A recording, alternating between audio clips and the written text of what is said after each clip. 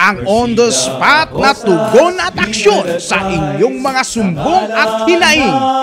#Palatawag. Palatawag number 2. Tungkol po ito, Chief, sa loan na hindi po ibinigay o ni-release. Isa pong OFW walang po sound sa effects Macau. Nakalimutan yung sound effects nyo Opo. Okay, Henry, may OFW na loko, na scam. Inalok po ito. Sana kayo nakakita ng mangungutang ka, ikaw pa magbibigay ng pera. Yung borrower ang magbibigay ng pera sa uutangan.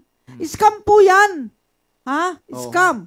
Kaya talagang nakakalungkot. Meron ba nasa sumling pa sa Via Zoom po ito. Okay, tayo. Nag-aabla lang kami. Nag-a-adlib lang. Pasensya na. Okay, Henry. Isa po siyang OFW na inalok na pauutangin ng 150,000 pero hindi binigay. Bagkus ay tinakot at umabot sa 230,000 pesos ang naibigay. Narito po ang kanyang salaysay. Ang sabi po niya, magandang araw, Chief. Nagpapasalamat po ako na napansin po ang message ko sa FB page ninyo. Ako po ay si Llewellyn Marie, OFW sa Macau. Ang problema ko po ay nag-loan po ako sa OFW loan ng 150,000 pesos sa isang lending company na nakabase po dyan sa Pilipinas noong July 9, 2024. Para daw po ma-release ang uutangin ko, pinagbayad po ako ng insurance ng 12,000 pesos at hindi ko pa po natatanggap ang loan ko po.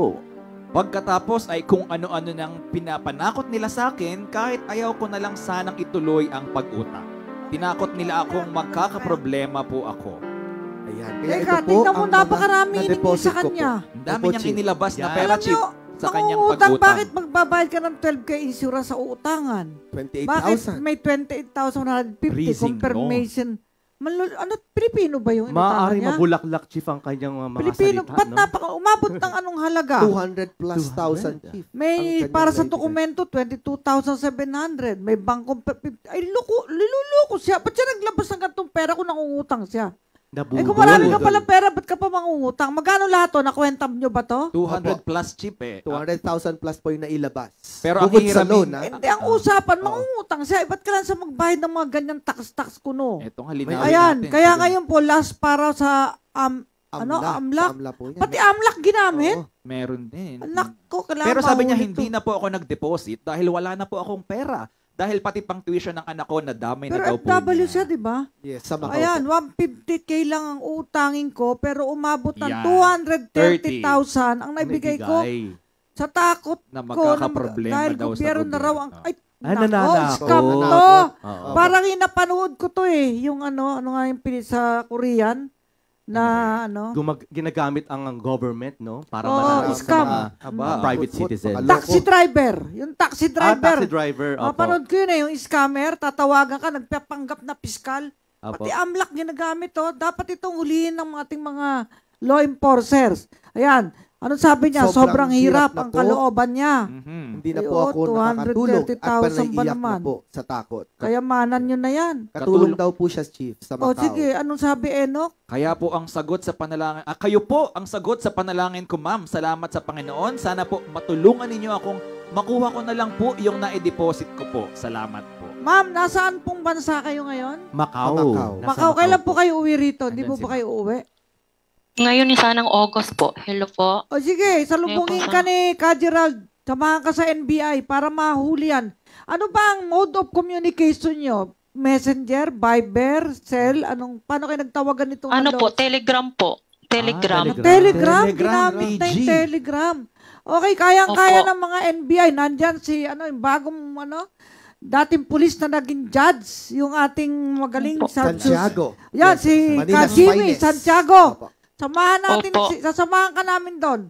Sa kanya. Oo po. August Makipag- 4 po ako uuwi. August 4. Makipagtulungan ka kasi hindi lang ikaw nabibiktima nito. Okay?